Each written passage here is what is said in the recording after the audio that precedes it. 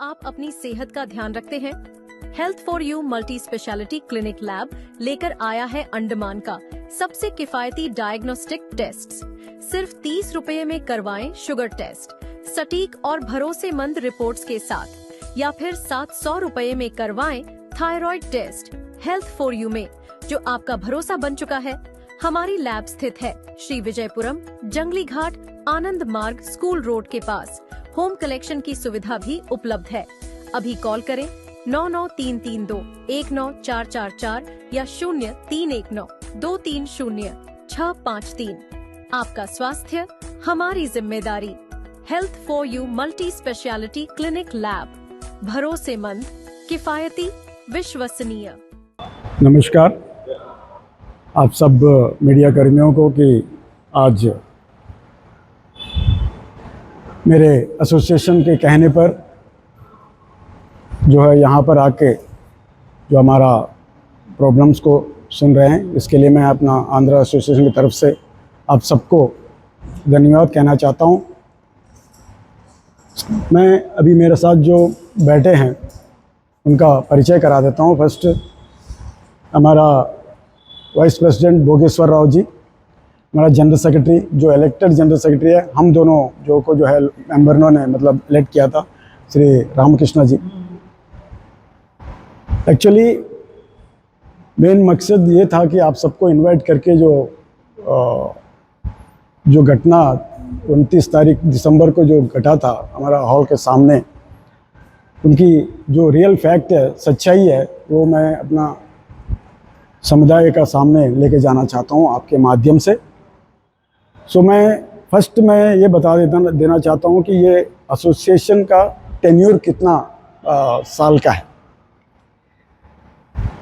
2017 मार्च 27 को जो है इलेक्शन हुआ था हमारा 26 को।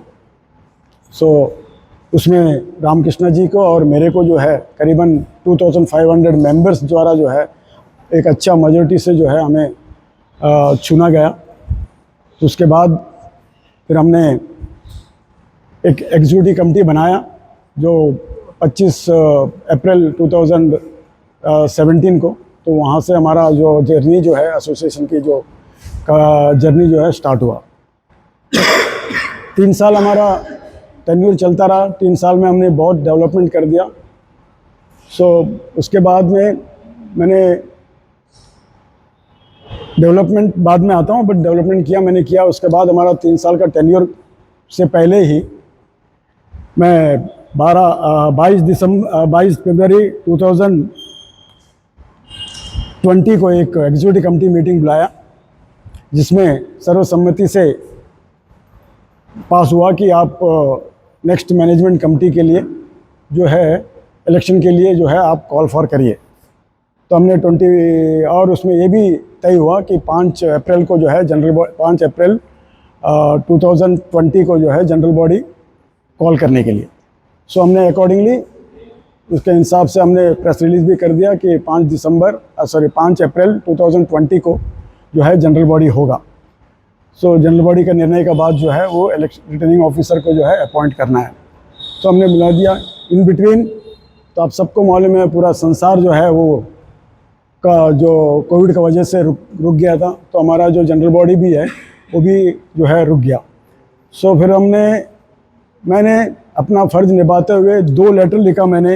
एक डीसी साहब को कि परमिशन चाहिए कि हमको जनरल बॉडी करने के लिए, एक 25 जून 20 को, और एक दूसरा लेटर लिखा 24/11/20 को कि हमें परमिशन चाहिए। करीबन 200 लोग आएगा, 200 लोग के लिए थोड़ा परमिशन दे दीजिए ताकि हम जनरल बॉडी कर दें, तो हमारा जो भी समस्या है उसमें हल हो जाएगा। लेकिन कहीं वहाँ से जो है वो गवर्नमेंट पॉलिसी है, तो डीसी साहब भी जो है आपको तो परमिशन तो देंगे नहीं। फिर हमने वेट किया। वेट करने के बाद जब रिस्ट्रिक्शंस जो है वो हट गए, तो उसके बाद हमने 10 अप्रैल 2020 को फर्स्ट जनरल बॉडी बुलाया। जनरल बॉडी में आया तो जनरल बॉडी में जो है हमने उसमें सारा जो एजेंडा था जो हमारा सब जो है जनरल बॉडी में रख दिया और जनरल बॉडी जो है उसको जो है सर्वसम्मति से पास कर दिया और हमें ये कहा गया कि आप इलेक्शन के लिए जाइए, रिटर्निंग ऑफिसर को अपॉइंट करिए। तो 8 मई में सारा हो गया, 8 मई में सबका अप्रूवल हो गया, किसी तरह का किसी प्रकार का कोई मतलब नेगेटिव इम्पैक्ट किसी नहीं है, सबने सहमति जताई और हमें कहा गया कि आप इलेक्शन कराइए। तो फिर हमने इलेक्शन कराया। इलेक्शन के लिए रिटर्निंग ऑफिसर को 15 को किया इलेक्शन में, रिटर्निंग ऑफिसर सितंबर में अपना काम शुरू किया और अक्टूबर 16 को जो है पोलिंग डेट रखा। 2017 से लेकर 2022 तक का हमारा एक वाइस प्रेसिडेंट था मद्दिनी कोंडैया, हमारा एक जॉइंट सेक्रेटरी था बी हेमराजू।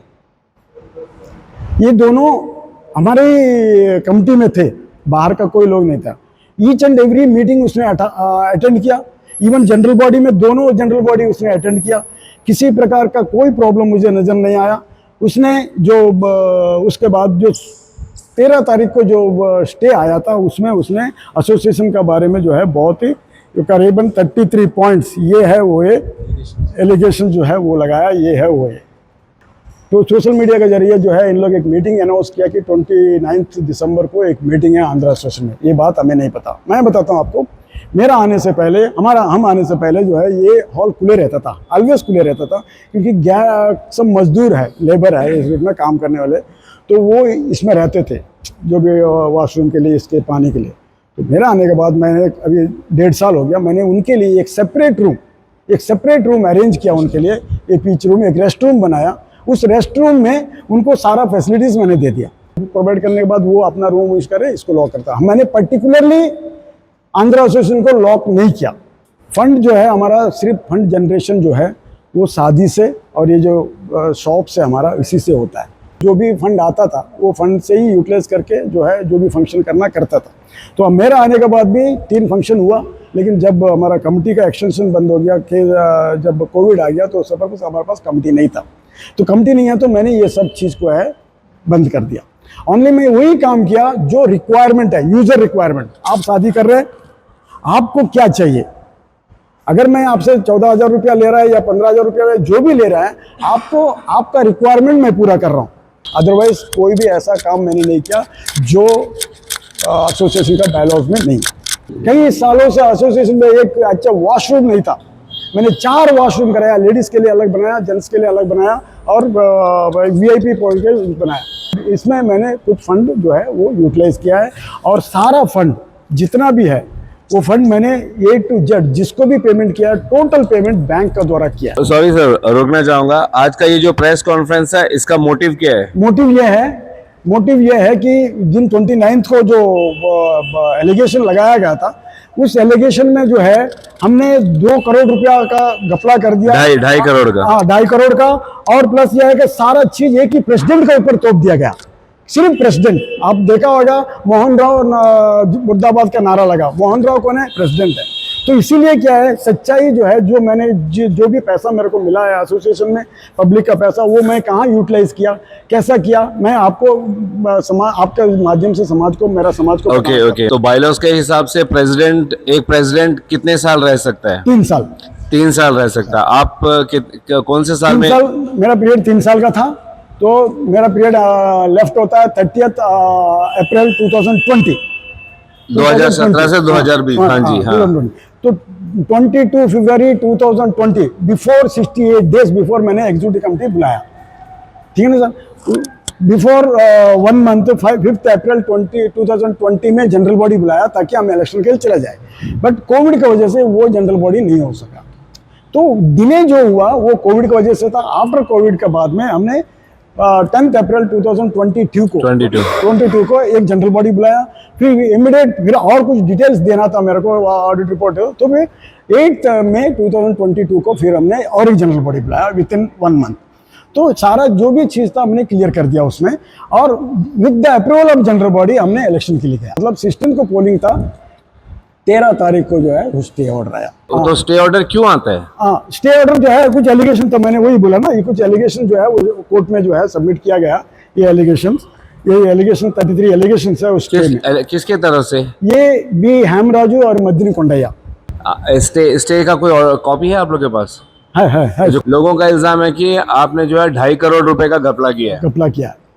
तो कैसे उसको साबित करोगे आप? आपके पास पूरा जितना भी कलेक्शन आता था उसका कहाँ पे खर्चा हुआ, सारा रिकॉर्ड है आपके पास? सारा रिकॉर्ड एक है एक चीज का। ईच एंड एवरी मंथ हम ये देखिए नवंबर 24 जी। लास्ट मंथ का फाइल है ये, ठीक है ना, ये लास्ट मंथ का फाइल है। एवरी मंथ आपको इस तरह फाइल मिलेगा और एवरी ईयर आपको एक लेक्चर मिलेगा। और ये देखिए ये नवंबर में ये लोगों ने हमारा हॉल बुक किया, ये लोगों ने, ये रिसिप्ट नंबर है, ये रिसिप्ट नंबर है जिसका ये है आपका उसका मैरिज डेट और ये है बुकिंग डेट, ठीक है ना सर। और ये जो है आपका, ये जो हमने इस महीने में जो है हमने मेरा खर्चा किया है और हमने खर्चा कैनरा बैंक को दिया है, कैनरा बैंक, क्योंकि each and every payment bank का थ्रू होता है। अगर आपको मेरे को नहीं एनएफटी नहीं चाहिए तो हम आपको क्रॉस चेक देते हैं। हर एसोसिएशन जो है अपना एक रिकॉर्ड मेंटेन करता है। तो आप लोग जो रिकॉर्ड मेंटेन करते थे वो बाकी मेंबर्स के लिए अवेलेबल था? अवेलेबल है, एग्जैक्टली। हाँ। तो फिर क्या, जब अवेलेबल है, लोग देख सकते हैं सारा रिकॉर्ड को, तो फिर उसके बावजूद मीडिया में उन लोग इल्जाम क्यों लगा रहे हैं कि आपने घपला किया है, जब सब कुछ क्लियर है? तो सब कुछ क्लियर है और मीटिंग में भी क्लियर कर दिया गया। देखिए बात ये है कि ये इल्जाम आज से नहीं है, ये 2.5 करोड़ 2 करोड़ 3 करोड़, ये मेरा टेक ओवर करने का 6 महीने के बाद से मुझे निकालने में लगा हुआ है। सिर्फ प्रेसिडेंट, ओनली प्रेसिडेंट, ये बात मैंने किसी को भी नहीं बोला। फिर भी मैंने अपना एक मेरा जो डेलीगेशन है, जो ड्यूटीज है मेरा, जिसमें बायलॉज के हिसाब से, उसके हिसाब से करते आया, इतना करते आया, इनका सहयोग मेंबर्स का सहयोग से करते आया। अगर आपको लगता है, एक मेंबर को लग रहा है कि कहीं गड़बड़ हुआ है, तो एग्जीक्यूटिव कमेटी मीटिंग में आप उसको एजेंडा बना सकते हैं। तो ईच एंड एवरी मीटिंग उन लोगों ने अटेंड किया। इवन लास्ट 8 मई 2022 में भी अटेंड किया दोनों प्लेंटिफ, जो हमराजू एंड कोंडैया। इनके बावजूद भी, और एक बात आप नोट करिए, मैं और एक बात आपको कहना चाहता हूँ, इलेक्शन एंड जनरल बॉडी के बीच में 4 महीने का गैप था। आप देखिए, जनरल बॉडी हुआ मई 8 को और इलेक्शन हुआ 16 को। इन बिटवीन आपने किसी प्रकार का कोई भी मिस अप्रोप्रिएशन ऑफ फंड आपने नोटिस नहीं किया।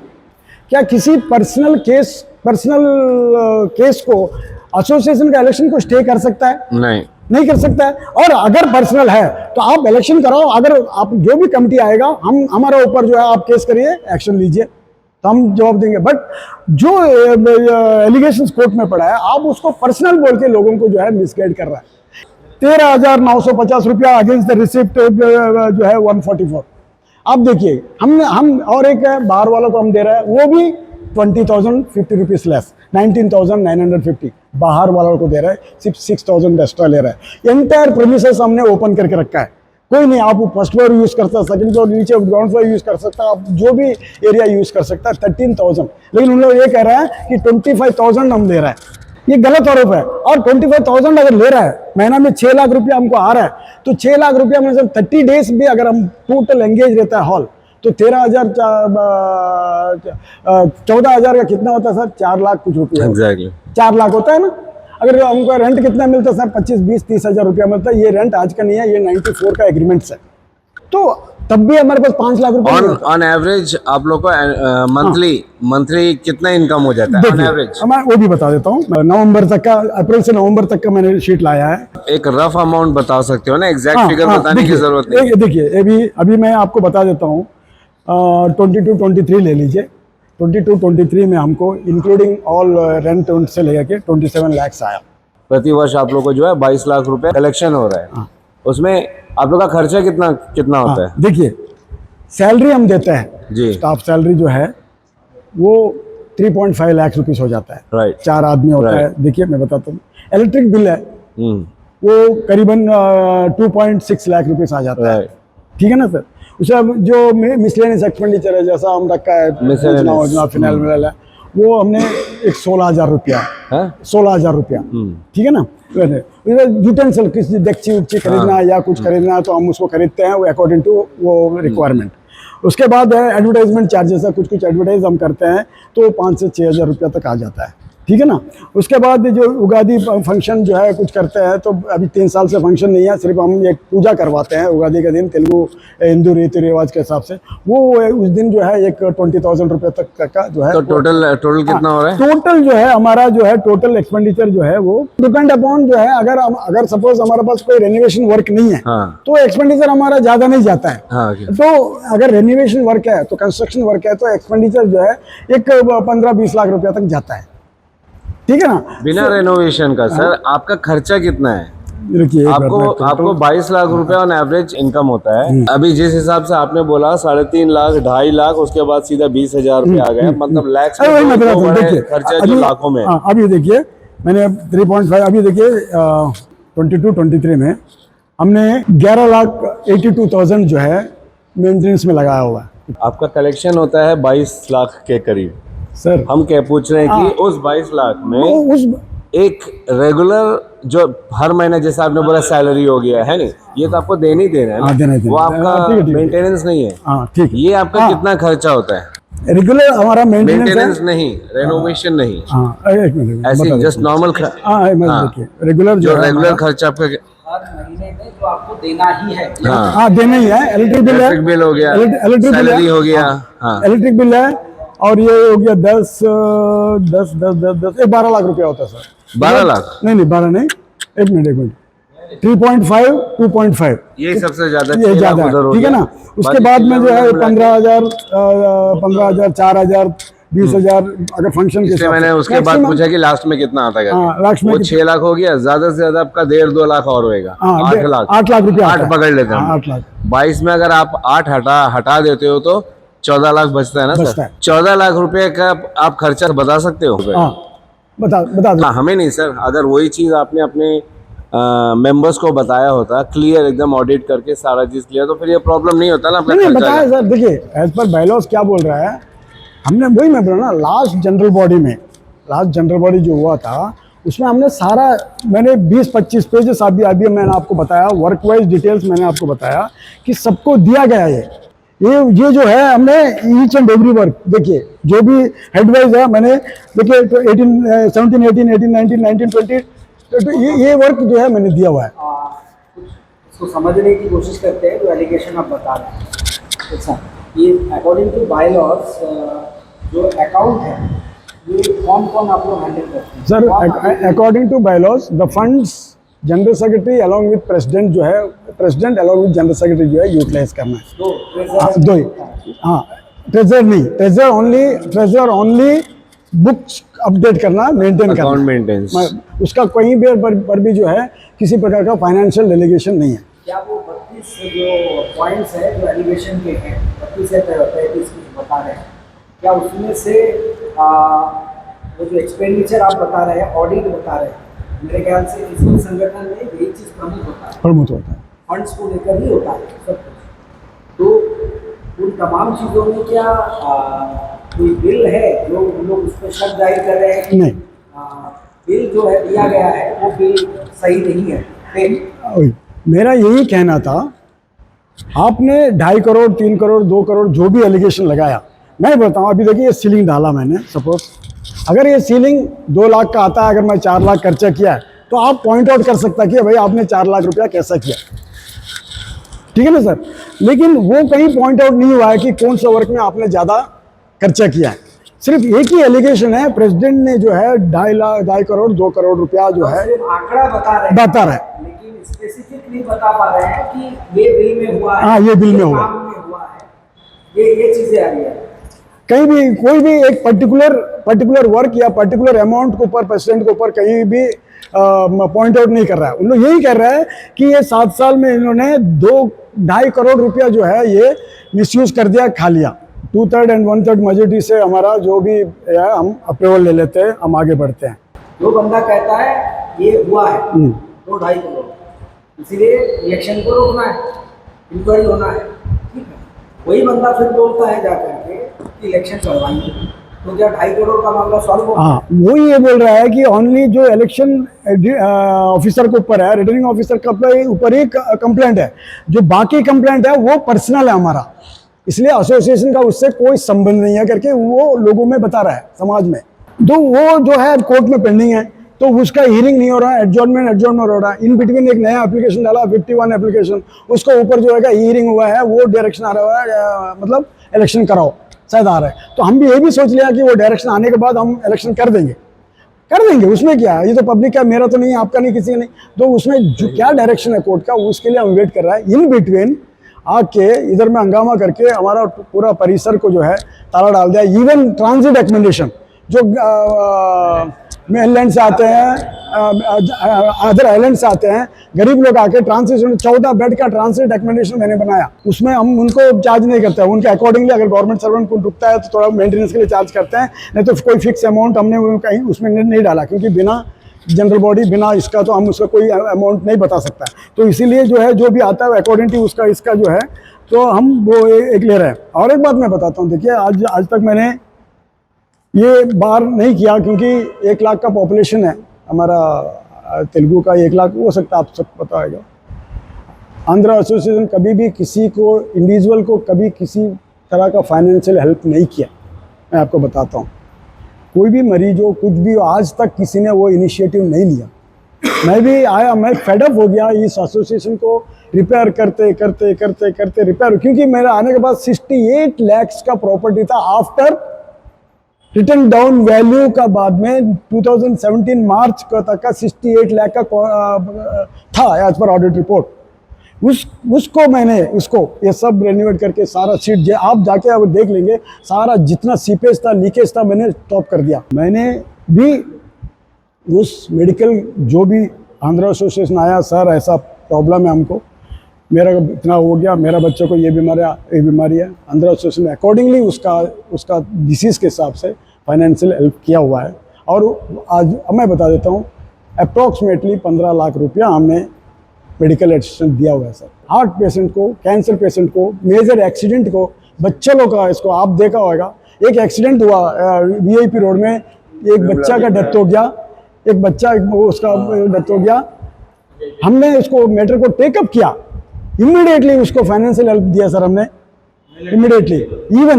इवन आप लोग व्हाट्सएप में डालते रहेंगे सर, व्हाट्सएप में डालते रहेंगे कि तेलुगु कम्युनिटी में देखता हूँ, तेलुगु कम्युनिटी, इमीडिएटली मैं फ़ोन करता हूँ सर उनको, इमीडिएटली फ़ोन करता हूँ, आप कौन है, तेलुगु समाज से है, कहाँ से है, क्या है।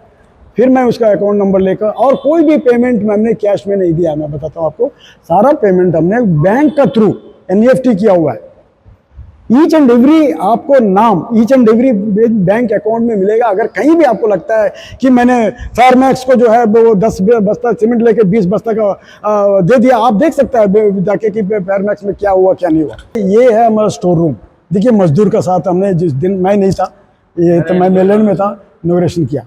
ये हमारा ट्रांजिट एकोमोडेशन। आप इतना बढ़िया काम कर रहे हो, सब कुछ है, और जो एलिगेशन भी लगाया 2.5 करोड़ का, जैसे आप कह रहे हो कि 7 साल में 2.5 करोड़ तो कलेक्शन ही नहीं होता, तो फिर हम खर्चा कहाँ से करेंगे। सही बात है, अगर 30 लाख के हिसाब से भी हम देखें तो 7 साल में 2 करोड़ 10 लाख होता है, तो 2.5 करोड़ कहाँ से आप गलत कर पाओगे। क्या कारण है कि लोग आपको हटाना चाहते हैं, और इलेक्शन क्यों नहीं करवा के, आप बायलॉज को फॉलो करके आप इलेक्शन करा के पूरा पारदर्शिता के साथ में अपने एसोसिएशन को आगे चलाइए ना। चला देंगे सर जी। इलेक्शन तो हमने कराया, हमने इलेक्शन नहीं कराया करें, इलेक्शन कराया, इलेक्शन स्टे में है। वो स्टे हो गया, ठीक है ना, स्टे। जब एक एलिगेशन आपको ऊपर है, अभी आप शायद उस एलिगेशन में मैं आपको ये दिखाता हूँ कि उनका प्रेयर क्या था। प्रेयर देखिए, कहीं नहीं लिखा कि इलेक्शन कराए। उनका प्रेयर था कि ये कमिटी बनाया गया था 24 जनवरी 2022 before general body, 3 months before general body. उसमें एक कमिटी था, उसको ये प्रेयर किया है कि उस कमिटी को बहाल किया जाए नेक्स्ट इलेक्शन तक का उस कमिटी को जो है बहाल किया जाए करके। ये कमेटी किसने बनाया? एक कमिटी हमारा कोंडैया साहब और हेमराजू साहब ने बनाया। कोंडैया साहब और हेमराजू साहब बनाया। उस कमिटी में हमारा कोंडैया साहब प्रेसिडेंट है और हमारे हेमराजू साहब सेक्रेटरी है, ठीक है ना। तो देखिए, उसमें जो है इन लोगों ने वो कमिटी को बहाल करने को पूछा, लेकिन कई बार भी उन लोग ये नहीं कहा कि आप इलेक्शन कराइए, हम विड्रॉ कर रहे हैं या किस। नहीं, कोई जनरल बॉडी नहीं हुआ। अपना सेल्फ डिक्लेयर, जैसा उस दिन इन लोगों ने मीटिंग सेल्फ डिक्लेयर करके उधर में हंगामा किया कि ताला बंद कर दे, प्रोसीजर में उन लोगों ने किया। मेरा आने के बाद मैंने टोटल करप्शन को 0 टॉलरेंस कर दिया। मैं आपको बताता हूँ, रिसेंटली एक नया स्कीम भी इंट्रोड्यूस किया जिसका पति नहीं है, वो मिसेस अगर कहीं प्राइवेट में काम करती है, उसका बच्चा स्कूल में पढ़ता है, एवरी परिवार को मैंने 1000 रुपया उसके अकाउंट में ट्रांसफ़र करने का भी एक नया स्कीम शुरू किया सर। ये तेलुगु कम्युनिटी के लिए फ़ायदा नहीं हो रहा है। क्या वेलफेयर चाहिए? ये एसोसिएशन में कितना आता आप बताइए? क्या हम 1 लाख लोगों को जो है हम कर सकता है? नहीं ना। जो देखिए जितना हो सका एसोसिएशन किया, बट एसोसिएशन को इन लोगों ने 7 साल से चलने नहीं दिया। हमेशा प्रेसिडेंट के ऊपर जो है, मेरे डिपार्टमेंट के ऊपर मेरे को लगा कि मेरे डिपार्टमेंट से मेरे को सस्पेंड कराने का कोशिश किया गया। इन बिटवीन एक चेक बाउंस करा के मेरे को क्रिमिनल केस मेरे ऊपर डाला गया। वही कोंडैया द्वारा, यही हेमराजू कोंडैया मेरे डिपार्टमेंट को लेटर लिख के मुझे रिजाइन कराने का कोशिश किया गया। हमारा हॉल को जो है ताला कर दिया गया। ये जो लोग है, जो एक मेंबर है, और एक मेंबर को कहीं पर भी अधिकार नहीं है कि वो एसोसिएशन को ताला करे। टर्म्स एंड कंडीशन और उसका रिस्पॉन्सिबिलिटी जो है उसका फिक्स किया गया है उसमें बायलॉस में, और उसका हिसाब से जो है उसका कहीं नहीं बनता। मैंने जब इसको ताला डाल दिया था, एसएसओ साहब के पास हम एक कंप्लेंट दर्ज कर दिया। फिर एसएसओ साहब ने हमको ये बोला है, उनको बोला कि आप लॉक खोल दो, ये खोलना अच्छा बात बंद करना। तो तब भी इन लोगों ने लॉक जो है खोला नहीं है। तो मैं ये आपका माध्यम से जो है लॉक है, अब इसको क्या करना है क्या नहीं करना है, मैं और एक बार एसएसओ साहब से मिलूंगा कि सर आपका कहने पर भी नहीं ओपन नहीं हुआ है। मेरा 5 तारीख को शादी है और मेरा ऑफिस भी लॉक कर दिया गया, सारा डॉक्यूमेंट ऑफिस में है। मेंबर तो 7700 है सर। आज 15 मेंबर आके ताला डाल दिया, कल कोई 15 मेंबर आके ताला डाल देगा, फिर कोई 15 मेंबर आके ताला डाल देगा। ये एसोसिएशन ऐसे चलता है सर। मेंबर मैंने वो जो रिस्पॉन्सिबिलिटी मेंबर्स है वो भी एसएसओ साहब को कॉपी एनक्लोज कर दिया है, ठीक है ना। करेंगे सर, करेंगे। अभी नेक्स्ट जनरल बॉडी में जो है उनको समन किया जाएगा, सो कॉस्ट नोटिस दिया जाएगा, उनसे एक्सप्लेनेशन पूछा जाएगा, उस एक्सप्लेनेशन को जनरल बॉडी में रखा जाएगा। तो जनरल बॉडी का निर्णय क्या होगा उसके हिसाब से उनको एक्शन हम करेंगे। मीडिया वालों को सबको मेरा नमस्कार। मैं 2017 मार्च 26 को जनरल सेक्रेटरी चुना गया है प्रेसिडेंट मोहन राव जी। मैंने वो टाइम से जो है पहले अनडेवलपमेंट था, हम लोग आने के बाद में काफ़ी 1 साल में चेंजेस दिखाया। और फ्रीडम फाइटर का स्टैट्यू, हमारा जो तेलुगु आंध्रा पोट्टी श्री रामुलु जी का 2 जो स्टैट्यू इनॉग्रेशन करके हम चीफ सेक्रेटरी हम लोग मुजेंदर सर, ये जो एलिगेशन लगा के 2.5 करोड़ हम लोग इलेक्शन कराया। एकदम जनरल बॉडी जो है हम लोग हाई कोर्ट है, अगर इधर कुछ सेटल नहीं होता हम लोग बाद में पुलिस स्टेशन कोर्ट में जा सकता। लेकिन हाई कोर्ट में जो व्यक्ति केस के है सिग्नेचर है, थाली मारा है गुड एक्सपेंडिचर बोल के, उसका बाद में 3 मंथ डिस्टेंस में और 3 डेज डिस्टेंस में तुम स्टे लेके आ गया। तुम जनरल बॉडी में बोलता था खा लिया, पैसा खा लिया, जनरल बॉडी कैंसिल करो, एलिगेशन तब सब बाहर निकालो, स्पेशल ऑडिट डालो, ऑडिट में पकड़ा ही आ जाता। सब होने के बाद पब्लिक को बेकार के हरेसमेंट या ताला लगाना, ये सब बहुत गलत बात है। आम पब्लिक तो सुनता है, गलती है। जल्दी से जल्दी कोर्ट का डिसीजन ऑर्डर आ जाएगा जो दिन, वो दिन से मैंने इलेक्शन प्रोसेस शुरू कर देगा एज पर पहला जनरल सेक्रेटरी। ये आम पब्लिक को मैं यही बोल रहा हूँ, गलत बात मत सुनिए। विकार का लेके के पुलिस स्टेशन में इधर में एलिगेशन कर रहा है, वो सब मत करिए। क्यों पब्लिक मतलब एनवरस हो, मतलब उसका टाइम वेस्ट होएगा। वो शादी वाला को कितना ये होएगा, अगर शादी कैंसिल हो जाएगा वो कार्ड छपा लेगा, दाऊद का सबको बोल देगा, तुम जाके लॉक करेगा। अच्छा बात है वो, उसका हेरेसमेंट हो रहा है, पब्लिक को हेरेसमेंट हो रहा है। आप लोग क्यों इस तरह कर रहे हैं हमको समझ में नहीं आता। अभी सुन लीजिए, डेट अगर पेपर मिल गया तो आप ही लेके आइए मेरे को, जो दिन ऑर्डर मिलेगा उसमें डेट रहेगा, वो डेट के अनुसार से जनरल बॉडी बुला देगा। मैंने जनरल बॉडी वाला इलेक्शन करा देगा। और इस तरह काम मत करिए। वो स्पेशली कोंडे सब जगह बोलता अंदर हो जाएगा, अंदर कर लो, कुछ नहीं कहा इधर में, 0 करप्शन है। आज बोलता एक चाय तक पीने नहीं देगा हम लोग प्रेसिडेंट। इससे पहले प्रीवियस कमिटी था, अच्छा एंजॉय किया, अच्छा एक्सपेंडिचर था, लेकिन ये बार में ये 7 ईयर्स में नो करप्शन। हम आप बोलते हैं जनरल सेक्रेटरी, अगर मैं कुछ गलत है, हम कुछ चोरी किया है, हम डिपॉजिट कर देगा। हम चैलेंज कर रहे हैं आज। मेरा को ये सब मौका दिया आप लोग, आपको बहुत धन्यवाद करते हैं। नमस्कार। उनको मैं एसोसिएशन की तरफ से, तेलुगु कम्युनिटी की तरफ से हमारा एसोसिएशन के मेंबर्स के तरफ से आप सबको धन्यवाद कहना चाहता हूं कि आप आज हमारा जो प्रॉब्लम्स चल रहा है उनको सुने। मैं आपसे रिक्वेस्ट करता हूं, आप भी जो कंसर्न अथॉरिटी है उनसे ये कहिए, जो ताला डालना किसी भी मेंबर का अधिकार नहीं होता है, उनको उसको दायरे में रहते हुए काम करना है। तो मैं आप लोग से भी रिक्वेस्ट करता हूं कि हमारा जो अथॉरिटी है, जो हमारा SHO साहब है, उनसे रिक्वेस्ट करके हमारा ताला खोल देने से 5 तारीख को जो है हमारा शादी है, तो ये हमारा ऑफिस का जो फंक्शन है वो सही रहेगा। और जब ऑर्डर मिल जाएगा हमको, हम इलेक्शन प्रोसेस में चले जाएंगे। मैं आप सबसे और एक बार तेलुगु समाज की तरफ से मैं आप सबको हमारा ये जो तकलीफ सुनने के लिए और एक बार धन्यवाद कहना चाहता हूँ। नमस्कार।